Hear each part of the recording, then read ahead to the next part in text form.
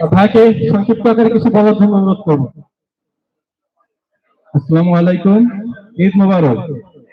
আমি খান মাহফুজুর রহমান। আমার ফেসবুক প্রোফাইলের নেম হচ্ছে মাহফুজ মামুন খান।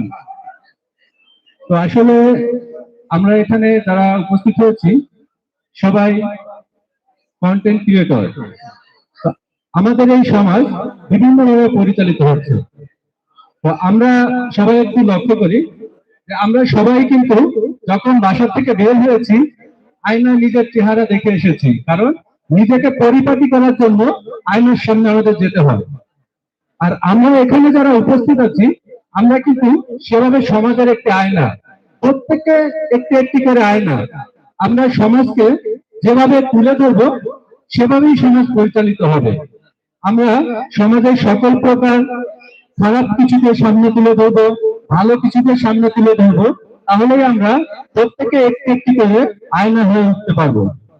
তো আমরা সবাই কন্টেন্ট ক্রিয়েটর, অবশ্যই ভালো কাজের সাথে থাকবো এবং সবসময় সৎ থাকবো, এই আশাবাদ ব্যক্ত করে আমি আমার বক্তব্য শেষ করছি। সবাইকে আবার ধন্যবাদ জানাচ্ছি। আল্লাহ হাফেজ।